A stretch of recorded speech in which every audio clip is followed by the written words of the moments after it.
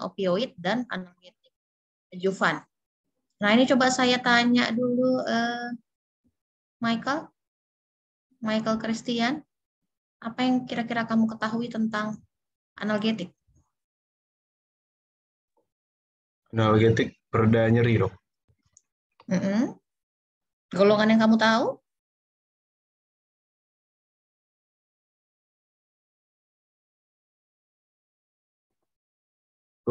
Golongan analgetik maksudnya, dok.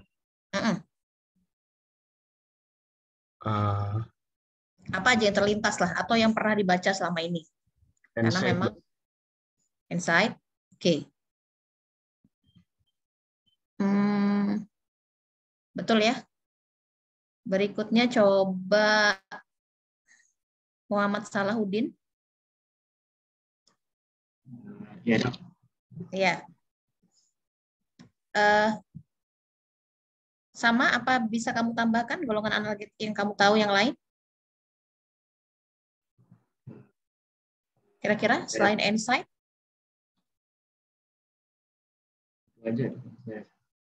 Ini semester 6 ya, sebentar lagi semester 7, habis itu koas. Ya, jadi setidaknya modal terkait tentang teori itu sudah cukup kuat harusnya sebelum kalian masuk koas. Apa kira-kira, Salahuddin? Opioid, dok. Opioid. Apa? Opioid, dok. Opioid, oke. Pinter banget ya, dia langsung milih slide yang ada di sini. Golongan analgetik, langsung analgetik opioid. Oke, betul. Ya, jadi hari ini kita betul tadi yang dibilang sama Michael sebelumnya bahwa hari ini kita akan bahas golongan analgetik ya. Analgetik itu adalah obat pereda nyeri atau kita sering sebut painkiller. Nah, untuk painkiller ini banyak sekali jenisnya ya. Jadi ada biasanya dibagi dua ya, analgetik non opioid dan ada analgetik opioid. Kemudian ada lagi tambahannya ya, analgetik adjuvan. Oke, jadi kalau analgetik non opioid itulah yang kalian kenal seperti paracetamol ya. Kemudian ada golongan NSAID itu termasuk non opioid ya. Kalau analgetik opioid ini biasa kita di beberapa literatur juga menyebutkannya sebagai analgetik narkotik. Ya, jadi kalau nanti ada istilah analgetik narkotika ya, atau kalian masuk ke bahasan tentang nafza, narkotika psikotropika, yaitu narkotika itu sama ya. Jadi golongan analgetik opioid itu nama lainnya adalah narkotika. Ya, jadi biar paham dan tidak tumbang tindih ya. Kemudian ada lagi analgetik pembantu ya. Itulah yang kita sebut sebagai analgetik adjuvan. Ya, jadi paham ya. Di sini adik-adik bahwa analgetik ini banyak sekali golongannya ya, dan terutama kita berikan pada kasus nyeri ya. Karena kita tahu bahwa berbagai penyakit dalam dunia kedokteran ini salah satu tanda ya, salah satu gejala yang dikeluhkan pasien itu adalah nyeri. Ya, jadi kalau kita lihat, nah ini kenapa penting nyeri ini ya dibahas ya. Kalian mungkin waktu zaman saya nggak terlalu populer sekali bahas tentang painkiller, tapi beberapa tahun belakangan ini sudah banyak rumah sakit yang memang sampai membuat sentra pain ya. Jadi pain center itu sudah ada di rumah sakit rujukan di Indonesia, termasuk di Adam Malik juga ya, yang disupervisi oleh spesialis anestesi. Ya, jadi kenapa penting pain? Karena pain ini sekarang masuk sebagai tanda vital kelima ya. Jadi untuk nanti menentukan obat golongan analgetik yang akan kita berikan ya, kita nanti harus dulu menilai apakah pasiennya ini pain-nya ini termasuk yang mild ringan ya, atau yang moderate atau yang berat ya. Jadi mild, moderate, severe ya. Kalian bisa lihat nanti perhitungannya bisa dengan visual analog scale ya. Nanti insya Allah kalau koas masuk ke bagian anestesi, ya mungkin akan dapat kesempatan untuk koas di bagian pain center ya, jadi menangani nyeri ya. Nah untuk nyeri ini juga kenapa jadi masalah ya, karena kalau kita lihat ya, nyeri ini ada yang bersifat akut dan ada yang bersifat kronik. Ya, jadi apa yang membatasinya ya? Jadi kalau disebut kronik ini biasanya menetap lebih dari 3 bulan. Jadi itu kita sebut nyerinya kronis, apapun etiologinya, ya. Nah, kemudian biasanya nyeri kronik ini, ya, secara patofisiologi ini nyeri ini bisa berasal dari mana? Dari reseptor nyeri yang terletak di prefer, ya, nociceptif. Fisiologi kan pasti belajar, ya. Jadi ada free nerve ending, ya, ada stimulus yang mengenai free nerve ending, maka reseptor nociceptif di prefer itu akan menyampaikan stimulus nyeri sampai ke pusat, ya. Dan kemudian ada juga karena sudah terjadi keterlibatan saraf, ya, yang itu yang kita sebut sebagai neuropathic pain. Nah, kadang-kadang kalau nyerinya ini kronik, deh, sudah persisten, ya, biasanya patofisiologinya ini udah nyampur, mix, ya. Jadi bisa ada nyeri nociceptif, ya. Kemudian ada juga nyeri neuropatik, ya, mix dia seperti itu. Nah, ini yang menyulitkan oleh kita, ya, sebagai dokter untuk bagaimana menata laksananya supaya pasien ini quality of life-nya baik dengan cara nyeri ini dikurangin seperti itu. Ya, jadi ini jadi masalah sekarang ini, terutama kalau misalnya tadi, ya, nyerinya itu bukan hanya murni nociceptif, tapi sudah terlibat neuropatik atau mix. Nah, maka kita perlu nih modal beberapa golongan analgetik yang harus kita berikan. Nah, untuk nyeri sendiri lagi, ya, kalau kalian nanti baca literatur, ada istilahnya chronic pain non-cancer dan chronic pain cancer, ya. Jadi untuk nyeri kronik ini biasanya memang yang jadi masalah adalah penyakit-penyakit kanker pasti akan menimbulkan nyeri dan itu kronik, ya. Nah, kemudian ada juga nyeri kronik tapi bukan disebabkan oleh kanker tapi oleh penyakit-penyakit lain. Nah, ini biasanya berkaitan dengan penyakit saraf seperti itu, ya. Jadi udah tahu kepentingannya di sini, ya, kenapa kita harus membahas tentang golongan analgetik ini, karena ada peranannya, ya, terutama kalau misalnya pasien mengalami nyeri kronik yang melibatkan campuran antara nociceptif dan neuropathic pain seperti itu. Nah, kita masuk ke golongan analgetik. Jadi di sini untuk masalah nyeri yang analgetik tadi saya bilangnya ada non opioid, ada opioid, ya. Jadi kalau kita lihat non opioid inilah salah satunya adalah NSAID. Ya, jadi seperti asam mefenamat, ya, ibuprofen, ya, ketoprofen, diulang lagi, ya, natrium diklofenak sampai ketorolac. Nah, itu masuk NSAID, ya.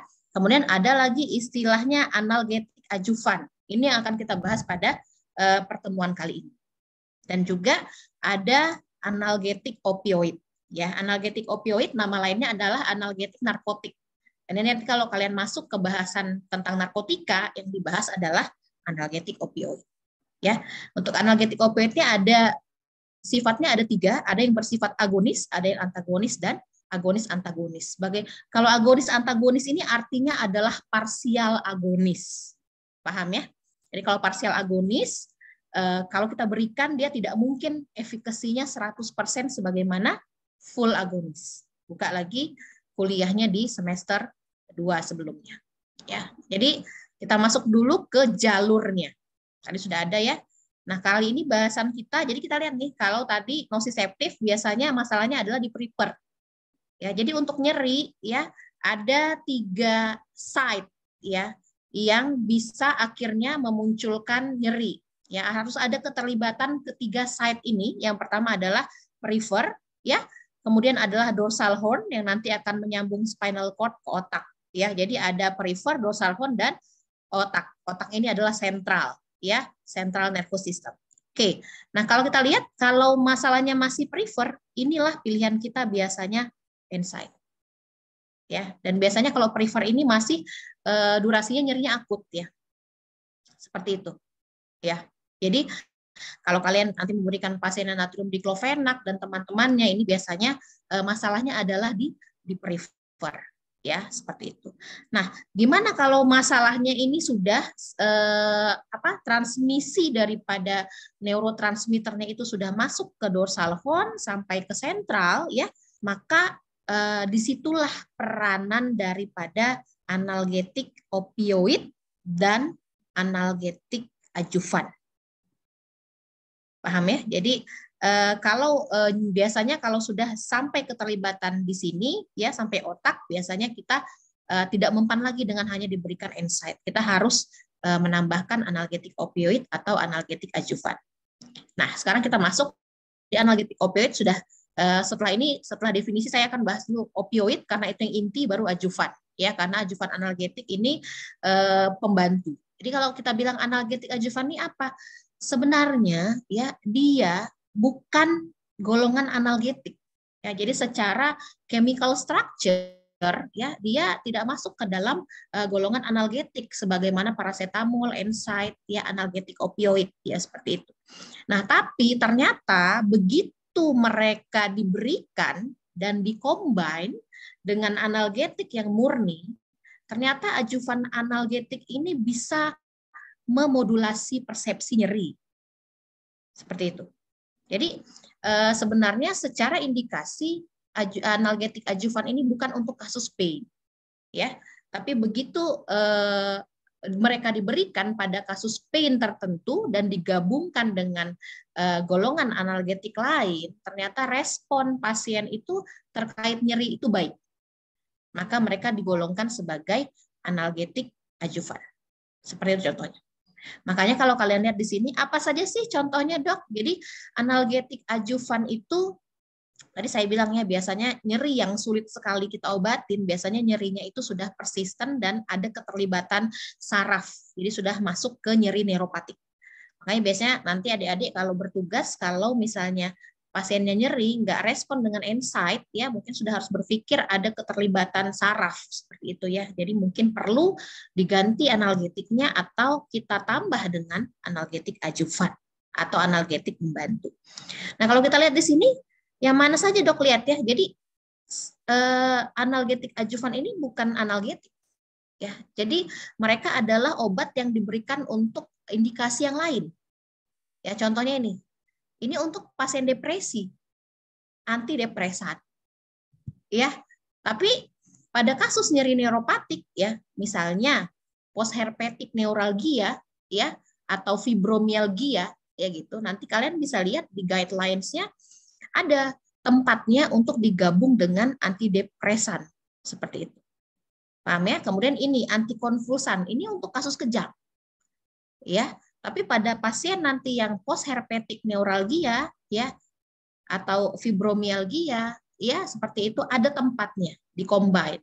Kemudian ada anestesi lokal. Ini juga agak nggak nyambung sebenarnya kan? Tapi ternyata begitu dikombin mereka bisa memberikan efek analgetik pembantu. Makanya disebut adjuvan. Adjuvan itu membantu ya, seperti itu, pelengkap. Kemudian ada yang antagonis ya, NMDA reseptor ya. Kemudian ada yang topikal ya. Ini topikal, mungkin kalian lihat topikal bisa bentuk oles, bisa bentuk spray ya. Nah, ini termasuk yang kalau misalnya main bola ya, mau disemprot lidocain spray ya. Nah, itu termasuk contohnya adalah sediaan topikal. Nah, kemudian termasuk juga steroid ya dan kemudian vitamin neurotropik. Jadi di sini poin pentingnya adalah analgetik adjuvan ini bukan analgetik. Mereka indikasinya lain, tapi begitu mereka diberikan pada kasus nyeri tertentu dan dikombin dengan analgetik yang memang golongan analgetik, respon pasien itu membaik, maka disebut analgetik adjuvan. Ya, yang paling sederhana adalah vitamin neurotropik. Nah, ini selalu ada. Makanya kalau kalian lihat sekarang, ya sediaan paracetamol itu sudah dimodifikasi oleh farmasi, itu ditambahkan B1, B6, B12. Ya, jadi guna B1, B6, B12 ini adalah sebagai analgetik adjuvan. Kalau nggak percaya nanti coba buka MIMS-nya ya. Jadi paracetamol tidak hanya sediaan paracetamol saja, ada paracetamol combine dengan vitamin neurotropik. Tujuan vitamin ini adalah sebagai analgetik adjuvan dan bisa kita berikan pada pasien-pasien nyeri yang nggak respon dengan paracetamol. Paham ya? Jadi di sini sudah dapat ya beberapa stepnya bahwa ada beberapa opsi kalau kita mau memberikan obat analgetik pada kasus nyeri. Jadi lihat dulu, ini nyerinya akut, kronik, kemudian apakah hanya saraf perifer yang terlibat ataukah sudah terlibat central nervous system, ya, artinya ada keterlibatan neuropatik atau mix. Nah di situ maka kita bisa combine dengan analgetik adjuvan. Paham ya, prinsipnya ini. Saya nggak akan mungkin jelaskan semua satu-satu ya, karena kalian juga belum masuk. Ya, ini masih introduction. Nah, di sini poin kemudian apalagi poin pentingnya. Nah, ini mungkin antidepresan dan antikonvulsan sebagai analgetik adjuvan itu dosisnya tidak sama sebagaimana kalau mereka diberikan sebagai obat antidepresi atau anti kejang. Itu poin kedua. Ya, jadi kalau misalnya kita mau berikan dia ke kasus nyeri neuropatik, misalnya post herpetik neuralgia, ya kita mau combine ini, ya misalnya NSAID misalnya dikombine dengan amitriptilin, ya ini amitriptilin dosisnya tidak sama sebagaimana dia sebagai antidepresan. Itu poin penting. Sama juga gabapentin, kalau memang kasusnya konvulsi itu tidak akan sama sebagaimana kalau dosisnya dia adalah adjuvan analgetik. Ya, maka kalau kalian lihat MIMS itu kan untuk satu obat ada itu di situ dibikin. Untuk konvulsi, ya, untuk nyeri post herpetik, nah itu akan berbeda lagi dosisnya. Paham ya? Biasanya memang lebih kecil dibanding dosis yang kita berikan pada kasus yang memang obat ini digunakan sebagai indikasi utama. Ya. Dapat ya poinnya sampai situ. Nah, kemudian kita masuk dulu ke analgetik opioid. Saya sebelum ke analgetik adjuvan, saya ke analgetik opioid dulu ya, karena ini yang penting ya. Kalau kalian paham analgetik yang opioid ini, analgetik adjuvan ini hanya membantu gitu ya. Jadi tetap intinya adalah ini, terutama kalau misalnya nanti misalnya masuk bedah onkologi ya, atau kalian koas masuk ke bagian CA ya, kanker itu, pasien-pasien nyeri kanker itu biasanya sudah masuk pemberian analgetik opioid atau analgetik narkotik. Nanti kalian lihat nanti pasiennya biasanya jarang yang cuma dapat morfin. Sudah combine tuh, morfin ya, tambah amitriptilin, tambah paracetamol ya. Nggak respon lagi, morfin tambah amitriptilin, tambah paracetamol, nanti tambah natrium diklofenak gitu. Ya, kita berpikir analgetik narkotik aja cukup, ternyata enggak. Nah, jadi yang pertama kita bahas dulu analgetik opioid. Ini kalau kalian baca textbook, inilah yang berasal dari tanaman opium. Ya, jadi kalau ada istilah opium ya, jadi opioid ini dari tanaman yang nama latinnya adalah Papaver somniferum. Ya, nah ini substansi yang aktif yang pertama kali diekstrak dari tanaman opiat ini adalah morfin. Jadi morfin ini pertama kali ditemukan dan dia sediaannya adalah naturally ya. Jadi natural memang dari tanaman ini ditarik dapat morfin. Ya. Kemudian kalau kita lihat, nah berkembang lagi, ini saya loncat-loncat ini. Yap. Ya. Jadi kalau kita lihat di sini, ya. Jadi untuk morfin, untuk analgetik opioid sendiri ya, ini dibagi 3. Ada yang natural, memang diambil dari tanaman, ada yang semi sintetis, ada yang sintetis. Ya. Jadi kalau yang natural ini morfin, ya, jadi diekstrak memang, ya. Kemudian ada sama kodein juga ya, dia natural. Kemudian ada yang semi sintetis, ini yang paling terkenal oksikodon, ya. Ya, kemudian sintetis ini fentanyl, remifentanil. Ini si fentanyl dan kawan-kawannya kalian akan jumpa nanti di koas anestesi. Ya, jadi jangan dilupakan ini. Nah, bicara tentang analgetik opioid ini, ya, dia punya 3 reseptor. Ya, 4 sebenarnya, tapi yang populer 3. Ya, jadi ada reseptor mu, reseptor kappa, dan reseptor delta. Ya, ini 3. Nah, ini ya, kalau kita lihat, kalau tadi si analgetik opioid binding dengan reseptor mu kappa, yang harus diingat adalah efeknya adalah analgetik. Itu. Ya. Jadi kenapa bisa timbul efek analgetik ya? Dia binding dengan reseptor mu dan kappa ya. Dan ini nanti saya jelaskan lebih lanjut terkait dengan mekanisme biomolekuler. Ya. Nah, kemudian ada di sini euforia. Ya. Jadi sebenarnya kalau ada pertanyaan, Dok, opioid kita punya opioid endogen ada. Ya, opioid endogen itu contohnya endorfin. Ya, jadi endorfin itu kalau keluar dia binding dengan reseptor mu, efeknya senang, happy, euforia. Nah, kalian kan suka kan ya endorfinnya lagi tinggi nih ya. Nah, beberapa makanan yang menstimulasi endorfin kayak makan coklat gitu ya, es krim kan. Nggak tahu habis makan itu biasanya moodnya bagus. Endorfin keluar, euforia. Nah, Kemudian jadi untuk analgetik narkotik ya, kalau dia binding dengan reseptor mu, ini efeknya adalah analgetik. Ini yang kita harapkan ya. Ini yang kita harapkan analgetik. Yang lain-lain ini adalah efek samping. Itu poin pentingnya ya. Tadi dokter memberikan morfin tujuannya apa? Painkiller. Ya. Efek tenang, ya, efek euforia, ya, efek depresi napas itu efek samping. Ya, bukan itu indikasi terapi yang kita berikan pada saat kita menyuntikkan morfin. Maka morfin dan teman-temannya ini kadang suka disalahgunakan oleh dokternya sendiri gitu ya. Jadi dia sehat-sehat aja dia suntik morfin. Tujuannya apa? Ya kalau pada orang di sini ada efek euforia. Ya, ada efek euforia. Jadi happy aja gitu. Happy, bersemangat. Seperti itu.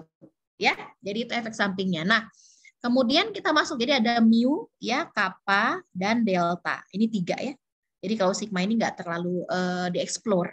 Ya, jadi cukup tahu 3. Nah, ini kalau binding dengan ketiga-tiganya, ini efek analgetiknya kuat. Ya, maka ini jadi opsi. Analgetik opioid ini jadi opsi kalau pasiennya sudah nyeri kronik cancer. Seperti itu. Ya.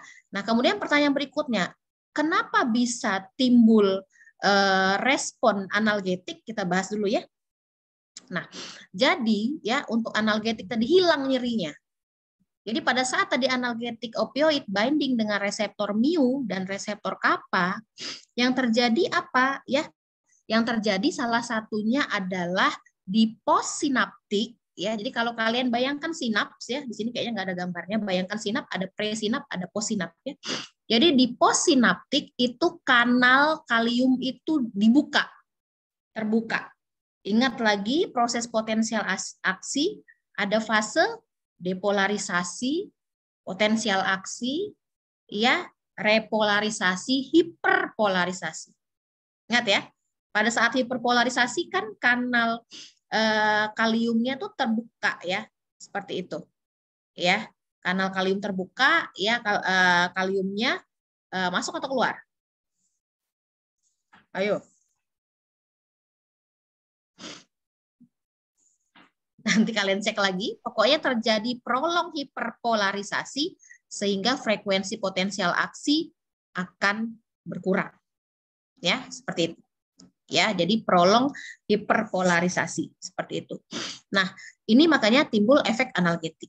Nah, yang lain-lain depresi nafas ya, kemudian penurunan daripada saluran cerna ya, sedasi, euforia ini timbul karena reseptor ini tidak hanya terletak di sentral. Jadi untuk analgetik narkotik dia ada di peripheral nervous system, ada di central nervous system, ada di otot-otot pernafasan, ya. Kemudian ada di sepanjang saluran cerna. Ya, seperti itu. Oke. Jadi maka efek yang kita harapkan pertama analgetik. Yang bawah-bawahnya ini adalah efek samping semua.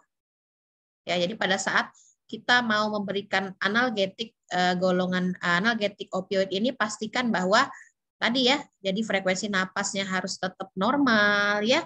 Pasiennya ini juga nggak boleh sedasinya jangan sampai kedalaman ya. Jadi kompos mentis, somnolen, sopor, koma ya. Seperti itu. Oke, kemudian pergerakan usus. Jadi pergerakan usus ini biasanya gimana, Dok? Biasanya yang sering dikeluhkan adalah konstipasi ya. Sulit BAB. Jadi biasanya pengalaman di lapangan kalau pasien itu dapat morfin, dia nanti datang, Dok, saya udah nggak BAB 1 minggu. Itu wajar. Ya, itu adalah efek samping dari pemberian morfin. Apalagi kalau dia disuntik morfin atau makan morfinnya tiap hari. Diberikan tiap hari. Dan pasien kanker ini kan memang dapat obatnya tiap hari ya. Jadi agak menyulitkan kita juga ya seperti itu untuk mengontrol efek sampingnya karena pasti terlibat semua karena reseptor mu ini tidak hanya ada di central nervous system. Itu poinnya. Dan kemudian physical dependence, ketergantungan secara fisik. Kenapa? Ini yang kita takutkan. Jadi untuk pemberian analgetik narkotik ini bisa timbul efek candu. Kenapa? Karena memang obat ini intervensi ke central nervous system, sistem saraf pusat. Ya, caranya tadi dengan cara mempengaruhi kanal kalsium di presinap dan mempengaruhi kanal kalium di postsinap. Kalau di postinap nanti terjadinya prolong hiperpolarisasi. Ya, itu poin pentingnya kira-kira. Kemudian saya banyak loncat-loncat ya, karena ini slide Prof. Asnan ya cukup advance ya. Ya, saya harus memilih yang kira-kira apa ya untuk kalian yang pertama kali ini bisa masuk. Ya, jadi kalau kita lihat, nah ini poin pentingnya indikasinya adalah analgetik. Ya, yang di bawah ini semua adalah efek samping. Mulai dari depresi nafas ya, konstipasi, sulit buang air besar. Jadi ini yang konstipasi ini yang sering sekali muncul. Jadi pasien sadar ya, dia nyerinya hilang, pasien kanker ya, dia mengeluhkan nggak bisa BAB ya, seperti itu. Dan kemudian depresi napas ini biasanya terutama pada pemberian morfin ya, pemberian morfin jangka waktu lama itu kecenderungan depresi nafas terjadi lebih besar dibandingkan kalau dia diberikan analgetik opioid yang lain seperti alfentanil, fentanyl itu lebih di bawah. Kenapa? Karena morfin ini dia mengikat ke semua. Reseptor mu, reseptor kappa, reseptor delta. Ya, seperti itu. Ya, jadi depresi nafas cenderung resikonya lebih tinggi dengan pemberian morfin jangka panjang, jadi harus diobservasi. Kemudian sedasi juga ya, jadi kesadaran menurun juga bisa. Nah, ini kemudian miosis ini biasanya sih terjadi pada saat pasiennya sudah mengalami overdosis ya. Jadi salah satu tanda overdosis ya, ini bisa kita cek nanti terjadi miosis. Jadi ini udah jangka waktu lama atau sindroma putus obat ya, muncul miosisnya. Kalau dia masih sadar ya, nyerinya aja yang hilang, biasanya ini tidak terjadi. Jadi enggak semua ke pasien sekali diberikan ini semua terjadi, enggak ya, depend on dose lagi. Gitu. Dan memang yang kita hati-hati kalau morfin long term itu ya, nah ini resiko depresi nafas, sedasi ini lebih banyak terjadi pada pemberian morfin. Nah, kenapa? Balik lagi, karena dia pure agonis. Morfin ini pure agonis ya. Jadi dia mirip dengan endorfin ya. Kalau endorfin keluar ya, morfin juga seperti itu. Agonis, dia binding dengan reseptor mu, dan ini ketiga reseptor terikat nih dia. Mu, kappa, delta, ini morfin dan kuat. Ya, walaupun yang lain-lain juga berikatan, tapi morfin ini kuat. Ya. Kemudian ada yang parsial ya. Agonis antagonis ini supaya kalian nggak bingung ya. Kenapa parsial? Karena di satu reseptor dia agonis, di reseptor yang lain dia antagonis. Jadi kaitannya dengan efikasi terapi apa dok? Biasanya efeknya di bawah pure agonis, tapi efek sampingnya juga di bawah pure agonis. Ya. Jadi biasanya kalau kita takut nih pasiennya misalnya, oh kecenderungan sedasinya, depresi nafasnya ya, kita takut dia udah lama banget pakai morfin. Takut kita efek sampingnya muncul, mau diganti, maka pilihlah parsial agonis. Seperti itu pemikiran. Oke. Kemudian kalau yang antagonis murni, ini biasanya kita berikan pada kasus overdosis. Jadi untuk narkotik ada antidotum. Ya, dalam dunia kedokteran nggak semua punya antidotum, tapi untuk narkotik kita punya. Ya, jadi kalau pasiennya overdosis morfin, ya berikan langsung antagonisnya murni. Inilah namanya naloxone. Ya, dan ini harusnya di rumah sakit ya, di IGD itu harus ada gitu ya, karena ini adalah antidotum. Jadi pada saat nanti kita cek pasiennya ya, kita tahu ada ini sudah long term pemakaian analgetik opioid, misalnya pasien kanker tiba-tiba nggak sadar ya, kemudian pinpoint pupil seperti itu ya, kemudian depresi nafas, kita curiga memang ke situ, maka kita bisa berikan naloxone. Ini sifatnya adalah antagonis murni. Paham ya sampai sini? Nah, jadi kalau jelas, kalau kekuatannya, ya jelas, morfin nomor. Kalau kita lihat, ya agonisnya ini morfin. Ya, walaupun dari sediaan yang lain, fentanyl ini potensinya jauh lebih kuat daripada morfin, ya, dan masa kerjanya jauh lebih singkat. Nanti kita akan, ya, jadi nanti di lapangan, biasanya di anestesi ini yang dipakai dua, morfin, fentanyl. Kekurangan morfin apa? Morfin ini unpredictable masa kerjanya karena dia sifatnya adalah tidak bukan high lipid soluble. Jadi agak lama dia masuk ke blood brain barrier. Oke, jadi biasanya onsetnya ini agak lama morfin. Nah, onsetnya agak lama, durasi kerjanya panjang. Ya, beda dengan fentanyl. Fentanyl ini high lipid soluble, ya. Jadi larut pada dalam lipid, jadi menembus blood-brain barrier itu cepat, gitu. Jadi ini kalau misalnya pasiennya memang sakit banget, kasih fentanyl ini cepat ini, ya, dalam hitungan berapa menit terasa gitu, dibandingkan kalau dia diberikan morfin seperti itu, ya. Dan durasi kerja juga jadi jauh lebih singkat untuk fentanyl dibandingkan morfin.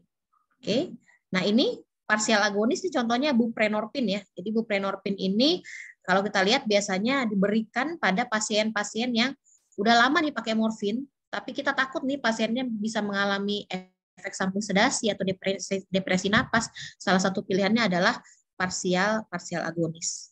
Nah ini bisa juga parsial agonis biasanya dipakai kalau pasiennya udah candu ya. Candu sama morfin nggak bisa lepas, kita berikan yang parsial agonis. Jadi nggak boleh langsung putus. Prinsipnya. Ya nanti kalau kalian masuk termasuk juga metadon, nanti di Adam Malik kalau kalian masuk ke koas jiwa ada itu rehabilitasi metadon, yaitu biasanya diberikan pada pasien-pasien yang udah candu dengan narkotik. Kita nggak boleh langsung stop, kita berikan parsial agonis. Ya. Jadi contohnya selain buprenorfin adalah metadon. Metadon juga adalah narkotik. Ya, seperti itu. Nah, kalau antagonis ini nggak bisa untuk rehabilitasi, ya. Jadi antagonis ini adalah pada kasus-kasus overdosis seperti itu. Ya, karena dia onsetnya cepat, kerjanya singkat. Seperti itu. Dan dia memang memblok, ya. Seperti itu. Jadi pada pasien yang sudah candu nggak bisa kita berikan antagonis, ya, tapi lebih tepat diberikan pada kasus overdosis. Seperti itu. Nah, kalau kita lihat ini ya. Jadi kalau full agonis ini ya makin ditinggikan dosis ya, maka efeknya bisa sampai kematian ya. Kenapa? Karena ada efek sedasi ya. Jadi kesadarannya menurun terus ya. Kalau buprenorfin ini parsial ya. Jadi mau ditinggikan pun juga nggak akan pernah mencapai maksimum. Jadi biasanya sebagai terapi rehabilitasi ini kasihkanlah narkotik yang parsial agonis. Nah, kalau antagonis ini ngeblok, memang ngeblok, betul-betul ngeblok ya. Jadi biasanya pada kasus overdosis, nggak bisa dia sebagai terapi rehabilitasi ya. Nanti pasiennya withdrawal symptom ya, timbul reaksi putus obat seperti itu. Ya, ini bukan salah ya, ini bukan metadon ya, metadon parsial, maaf, ini morfin. Ya, full agonis ya, parsial agonisnya adalah buprenorfin dan metadon. Oke. Ini bisa baca sendiri ya. Nah, ini tadi saya bilangnya morfin, petidin, fentanyl ini kalian jumpa nanti di koas anestesi ya, karena biasanya indikasinya diberikan sebagai painkiller pada kasus pre dan post operasi. Ya, jadi untuk analgetik narkotik ini kalau nyerinya pasien kanker kan nyerinya udah berat ya, biasanya kita masuk ke sini ya. Kemudian nah ini saya sebutkan obat-obat yang penting saja ya. Ya. Metadon tadi dia campuran ya, masuk ke buprenorfin. Nah, yang ini yang lemah sedang mungkin nanti kalau masuk ke koas paru jumpa kodein. Ya, kodein ini atau disediaan preparasi obat batuk ada kodein. Ya. Nah, sekarang ini saya dulu gampang banget ngeresepkan tablet kodein untuk batuk ya, tapi sekarang nggak bisa lagi. Kenapa? Karena memang hakikatnya kodein ini masuk ke dalam narkotika. Walaupun kita nggak pernah pakai sebagai painkiller. Kenapa dok? Ya, jadi kodein ini kita cerita dulu ya. Oke. Jadi kalau kalian lihat disediaan obat batuk ada tuh kodein. Ya. Kenapa? Karena kodein ini begitu diberikan dalam tubuh dia diubah jadi morfin dan nggak semua orang bisa mampu mengubah ya. Dan yang kedua, ya. Walaupun dia dibilang force fast metabolismenya kurang, tapi dosis yang dibutuhkan besar. Jadi kodein ini ya untuk painkiller itu butuhnya 100 mg per kali beri. Sementara sediaan yang tersedia adalah kodein 10 mg. Artinya pasien harus makan 10 tablet untuk mendapatkan efek painkiller. Ya. Nah, jadi sementara untuk jadi di lapangan dia sebagai apa? Sebagai penekan batuk. Ingat ya, jadi kan narkotik tadi ada efeknya supresi ya, supresi atau pernapasan ya seperti itu. Jadi untuk kasus batuk kering ya. Nah, ini bisa dibantu dengan pemberian kodein 10 mg ini ada supresi ke batuk. Makanya dia jadi sediaan obat batuk. Oke. Kemudian Nah, morfin ini yang paling kuat ya. Nah, heroin kita nggak pernah pakai karena ilegal di Amerika, di Indonesia juga. Kenapa ilegal? Karena dia tidak punya efek atap. Itu yang harus kalian ingat. Tidak punya efek atap. Artinya apa? Makin naik dosis, makin tinggi efek. Jadi artinya ya dia fly gitu terus. Ya, kalau morfin ini ada satu titik dosis tertentu dia efek atap. Jadi dia akan tetap aja efeknya. Ya, sementara kalau heroin ini terus lanjut, non sailing effect, maka berbahaya. Nah, yang terkenal sekarang fentanyl ya, ini di anestesi rata-rata spesialis anestesi pakai ini. Kenapa? Karena dia lebih poten daripada morfin, kemudian lipofilik, dan tadi saya bilangnya short acting, dan kemudian udah dibuat modifikasinya sekarang ya. Jadi biasanya sediaannya ada injeksi aja, sekarang ada patch koyo ya. Jadi ada koyo ya, koyo yang efeknya sistemik. Jadi ini cukup membantu pada pasien-pasien yang nyeri kanker. Ya. Nah, ini kemudian metadon ya, metadon ini saya bilang sebagai untuk terapi rehabilitasi. Ya, karena sifatnya yang parsial agonis. Ya, ini nggak semua saya jelasin karena nggak semua ada available ya.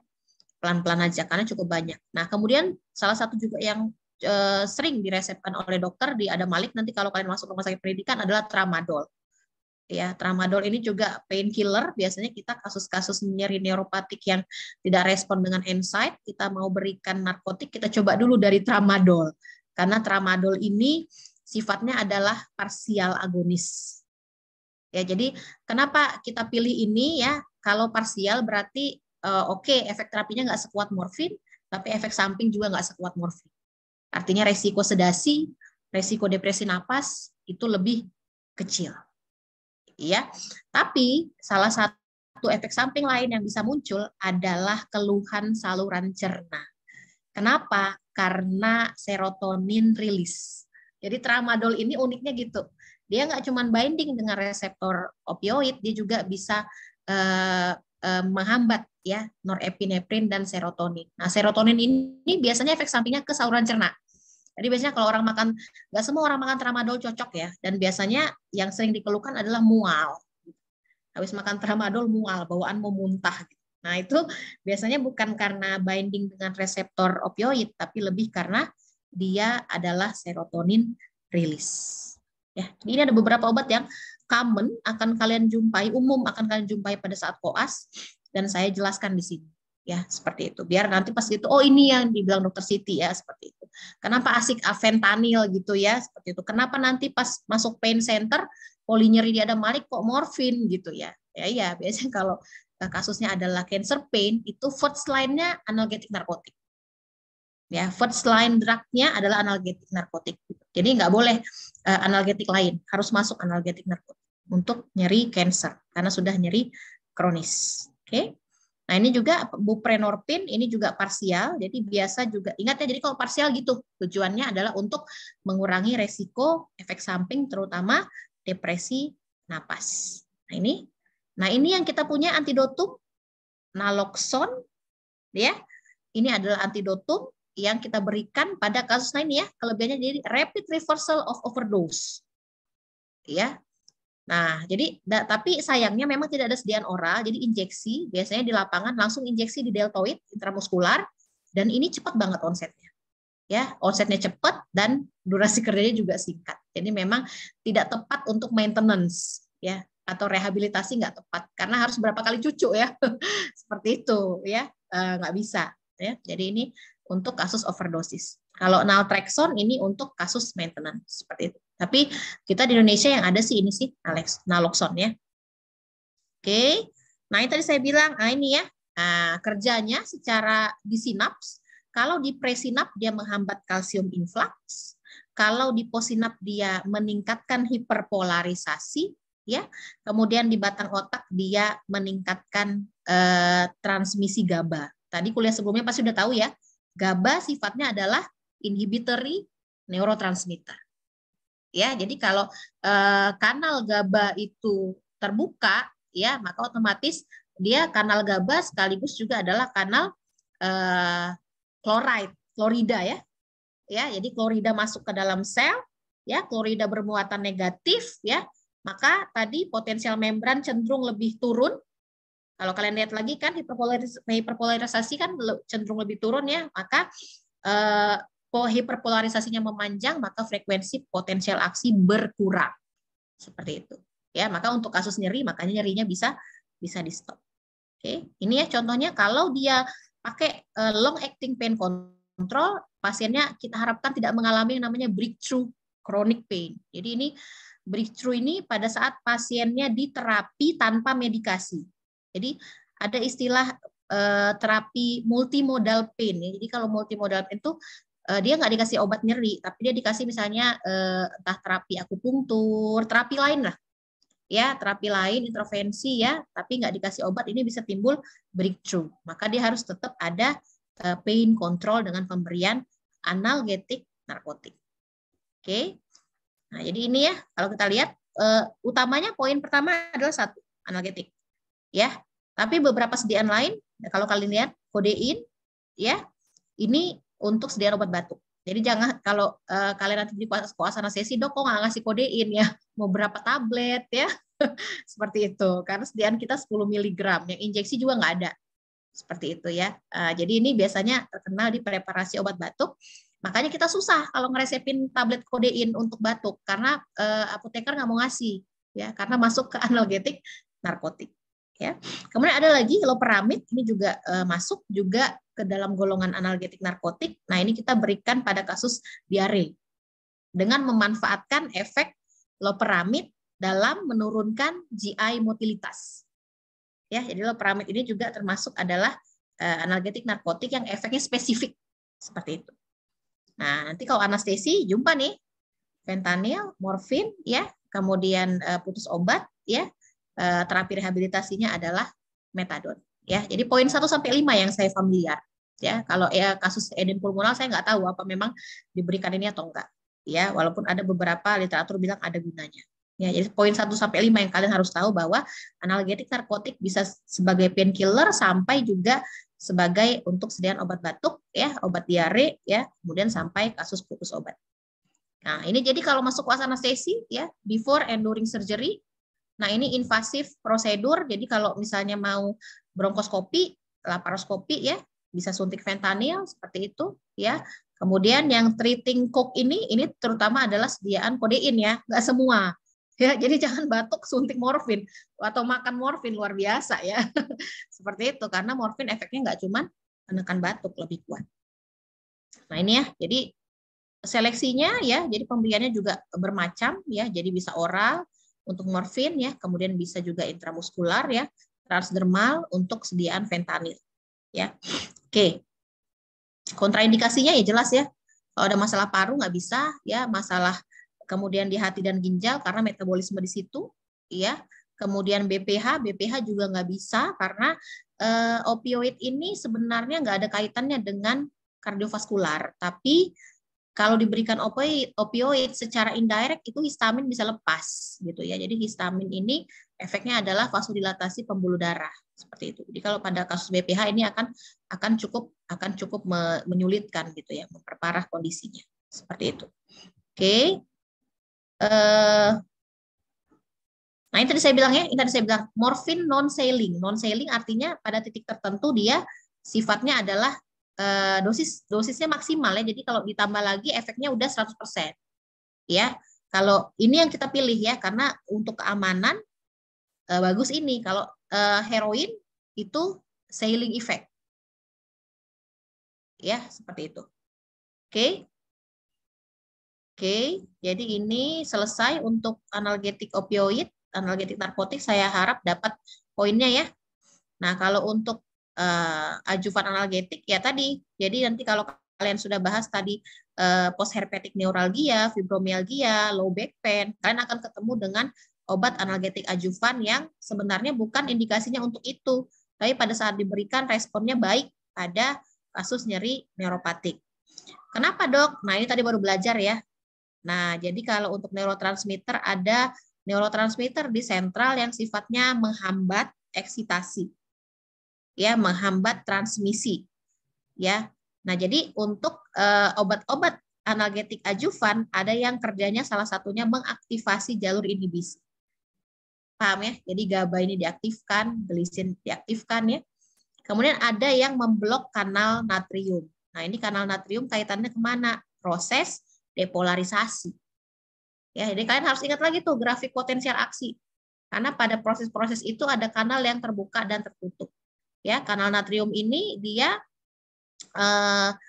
kalau terbuka terjadi depolarisasi ya. Maka obat-obat yang memblok kanal natrium termasuk anestesi lokal, lidokain, ya itu kan memblok kanal natrium. Ya, makanya jangan heran, lo nggak ngebius kok untuk painkiller kok dikasih lidokain ya, karena lidokain ngeblok kanal natrium. Ya, jadi ada juga efeknya sebagai analgetik adjuvan. Dan kemudian tadi ya neurotransmitter ada yang sifatnya eksitasi, maka dihambat dong. Ya, jadi yang eksitasi kan glutamat, ya, kemudian NMDA. Maka reseptor yang untuk neurotransmitter yang eksitasi ini diblok, ya. Untuk neurotransmitter yang sifatnya inhibisi ini diaktifkan jalurnya. Paham ya? Jadi kalau inhibisi otomatis potensial aksi kan nggak terjadi gitu ya. Jadi transmisi sinyal dari satu sel saraf ke sel saraf yang lain nggak terjadi. Ya, seperti itu. Nah, kemudian ada lagi bisa memodulasi kanal kalsium. Karena kanal kalsium ini terutama di blok ya. Jadi kanal kalsium ini kalau dia aktif di presinaps itu efeknya adalah hipereksitasi. Seperti itu. Makanya tadi pada opioid dia memblok kanal kalsium ya. Kemudian juga membuka kanal kalium ya, seperti itu. Ya, jadi kanal kaliumnya keluar ya kan, memblok kanal kalsium. Jadi sehingga hiperpolarisasi panjang. Tuh. Ya. Paham sampai sini ya. Jadi obat-obatnya nah ini kalau kalian lihat nanti kalau udah masuk kasus trigeminal neuralgia ya, PHN ini apa dok? Post herpetic neuralgia. Jadi setelah post herpes ya itu masih nyeri sekali sakit ya. Kemudian PDN ini polidiabetik neuropati. Jadi pasien DM yang sudah keterlibatan kena ke saraf ya, jadi terjadi nyeri neuropatik. Nah, itu maka boleh kita berikan obat-obat yang termasuk adjuvan analgetik. Nah, ini nama-nama obatnya kita lihat di sini. Yang cukup menarik di sini ada lidokain ya. Lidokain, anestesi lokal, ingat tadi prinsipnya blok kanal natrium. Jadi ada tempatnya. Ya. Kemudian gabapentin, pregabalin ini antikonvulsan, kejang.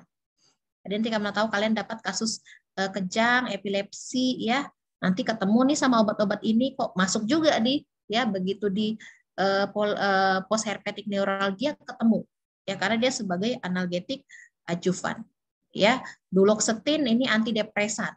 Harusnya di psikiatri nih dapat nih pasien depresi, kok di diabetik neuropati juga diberikan. Ya, dan ini kalian lihat ya, nggak semua poinnya positif semua. Artinya apa? Artinya memang nggak semua itu bisa efektif pada setiap kasus neuropatik. Ya, lihat lagi gitu. Ya, di sini. Jadi nggak semua poinnya ini. Tapi mereka ada tempat-tempatnya tertentu, makanya disebut sebagai analgetik adjuvan. Kalau TCA ini juga antidepresan ya, tricyclic antidepresan. Ya, diberikan sebagai adjuvan analgetik. Nah ini ya, jadi saya bilang kalau kalsium influx ya, ini hipereksitasi di presinap, maka biasanya kalau diberikan obat-obat yang analgetik adjuvan ya, ini diblok ya. Kanal kalsium diblok supaya kalsiumnya nggak terlalu banyak sehingga mengurangi proses eksitasi. Seperti itu. Ya. Jadi kalau kita lihat ini blokade kanal natrium, kanal kalsium nyampe ya. Kalau kanal natrium depolarisasi ya. Nah, kanal kalsium nanti kaitannya dia hipereksitasi seperti itu. Karena biasanya dia mulai keluar, dia mulai buka pada saat potensial, pada saat repolarisasi ya. Jadi pada saat repolarisasi kan itu kanal kaliumnya tertutup ya, kanal kloridanya terbuka, kanal kalsiumnya juga mulai terbuka. Seperti itu. Oke. Nah, ini banyak saya skip ya. Jadi kalau kalian lihat nih ada kortikosteroid, antidepresan, alfa ini semua topikal adalah analgetik adjuvan. Ya. Nah, ini. Nah, jadi kalau kita lihat nyeri neuropatik, lihat dulu ya, masalahnya apa, etiologinya apa? Apakah dia memang contohnya apakah dia postherpetik atau dia diabetik neuropati atau dia fibromialgia gitu ya. Jadi beda-beda gitu ya. Nah, kalau kita lihat kalau mau dipilih pertama kali yang mana? Biasanya memang pada kasus-kasus neuropathic pain ya itu pilihannya kita bisa pilih entah itu kortikosteroid atau antikonvulsan atau antidepresan. Pas ya 12, jam 12. Nah, untuk antikonvulsan contohnya gabapentin ya, pregabalin. Ya. Kemudian nih di sini ada NNT. Ingat ya, Dek, nanti kalau belajar lanjutannya kalau belajar nanti terkait dengan NNT ini number needed to treat, artinya jumlah pasien yang dibutuhkan untuk diterapi, ya. Kemudian ada NNH, number needed to harm, ya, jumlah yang diperlukan untuk menimbulkan efek. Nah, kalau obat itu semakin, jadi NNT ini menilai efek terapi. Jadi kalau NNT semakin kecil itu semakin bagus, ya. Kalau NNH itu menilai efek samping. Ya, jadi kalau NNH semakin besar itu semakin bagus. Ya, artinya obat itu kalau NNT-nya kecil, NNH-nya gede, artinya dia efektif, ya. Tapi resiko untuk efek terapi itu kecil gitu ya, karena dibutuhkan jumlah pasien yang banyak untuk bisa timbul efek terapi. Ya, tapi pasien yang dibutuhkan untuk diterapi dan berhasil itu dengan jumlah kecil aja udah berhasil seperti itu. Oke. Jadi ini ada antikonvulsan, gabapentin. Nanti kalian baca lagi yang lain-lain ya. Jadi saya rasa habis ini kuliahnya kan udah masuk ke golongan masing-masing ya. Tapi mas saya di sini jangan heran kalau nanti ketemu loh karbamazepin kok dikasih ya pada kasus misalnya trigeminal neuralgia. Ini kan obat antikonvulsan gitu ya. Nggak seperti itu. Ya, indikasinya lain. Jadi sebagai analgetik adjuvan. Oke, nah ini antidepresan. Ya, saya sebut aja ini ada antidepresan sedikit lagi ya 5 menit. Ada TCA, tricyclic antidepresan, ada serotonin, norepinephrine, reuptake inhibitor, ya, ada selektif serotonin reuptake inhibitor. Nanti kan pelajari lebih khusus kalau bahas antidepresan. Poin pentingnya kalau analgetik adjuvan, yang mana yang paling efektif adalah tricyclic antidepresan. Ya, jadi untuk nyeri tricyclic antidepresan dibandingkan teman-temannya yang lain itu lebih bagus. Tapi efek sampingnya juga jadi lebih banyak di TCA dibandingkan SNRI dan SSRI. Ya, kebalik ya. Jadi potensinya lebih bagus TCA, tapi efek sampingnya juga muncul di TCA. Ya, seperti itu. Nah, apa efek sampingnya? Nah, ingat ya, jadi TCA tricyclic antidepresan. Dia biasanya efek yang muncul adalah efek antikolinergik aktivitasnya. Ya, untuk TCA. Jadi biasanya memang yang paling sering itu kayak takikardi, ya, konstipasi, ya, kemudian confusion, ya, seperti itu. Kalau SSRI, SNRI ini biasanya tadi saya bilang ya, kalau serotonin sindrom biasanya kaitannya ke saluran cerna.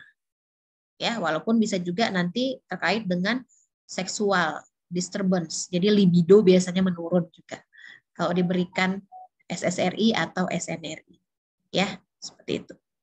Oke, topikal ini biasa bisa spray, bisa oles ya. Nah, ini yang paling terkenal lidocain 5%. Ya, ada gel, ada patch ya. Ini banyak ya sediaannya. Jadi biasanya kita kasus ambeien juga, ambeien itu kan nyeri ya. Kadang-kadang dokternya juga mau dia meresepkan gel lidocain, bisa dioles sendiri. Ya, itu sifatnya adalah sebagai tadi ya analgetik adjuvan seperti itu. Jadi anestesi lokal bukan hanya sebagai obat bius ya, tapi juga bisa sebagai analgetik adjuvan. Ya. Kemudian yang di bawah-bawah ini kayak ketamin ini general anestesi ya. Ketamin bisa diberikan juga. Nah, oke, ini ada sodium channel, NMDA bisa dibaca sendiri ya, NMDA reseptor. Yang penting prinsipnya ya, kalian tahu bahwa NMDA ini kan nanti terkait dengan neurotransmitter yang sifatnya adalah eksitasi. Jadi ada glutamat, ada NMDA, ada reseptornya. Makanya blocking. Ya, di blocking supaya tidak timbul ya eksitasi seperti itu. Oke, kanabis. Nah, ini GABAergic, ingat ya. Kalau dibilang GABAergic, ini berarti obat ini kalau diberikan ya dia efeknya mirip seperti GABA.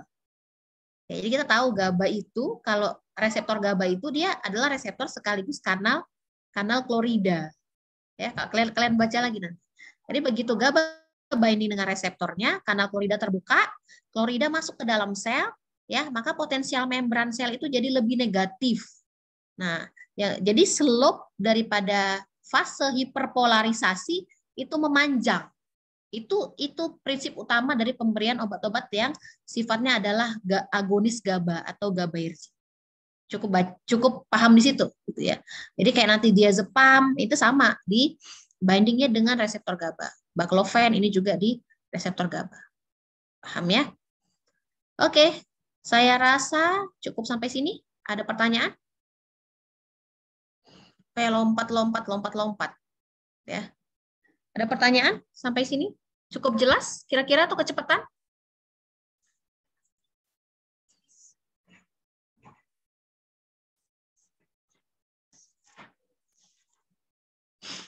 Udah, nggak ada pertanyaan? Jadi ingat ya, nanti kalau ke depannya, ini ntar lagi koas ya. Jadi untuk analgetik sudah cukup paham lah ya tentang istilah analgetik adjuvan. Waktu zaman saya memang nggak ada istilah, nggak populer ini analgetik adjuvan ya. Tapi saat ini populer karena kita tahu bahwa etiologi nyeri sendiri nggak cuma nociceptif gitu ya. Ternyata ada keterlibatan neuropatik gitu ya, bahkan ada yang mix gitu ya. Dan biasanya pasien kalau udah nyeri persisten kronis ini kecenderungannya depresi seperti itu. Ya, jadi makanya biasanya karena udah sakit terus ya kanker, penyakitnya udah bikin stres, tambah lagi nyeri, bikin stres, depresi. Jadi biasanya begitu dikombin dengan contohnya antidepresan amitriptilin ya paling terkenal gitu. Morfin plus amitriptilin biasanya responnya lebih baik dibandingkan kalau dia diberikan analgetik narkotik saja. Nah, dan kemudian harus diingat bahwa analgetik narkotik ini adalah lini pertama kalau dia termasuk nyeri kronis yang cancer. Kalau yang nyeri kronis non cancer itu baru pilihannya adalah analgetik adjuvan. Paham ya? Jadi kalau dia non cancer biasanya kita bisa bermain-main dengan analgetik adjuvan yang banyak tadi. Ya, tergantung case nyeri neuropatiknya apa. Oke, ini paham atau udah blank atau udah tidur?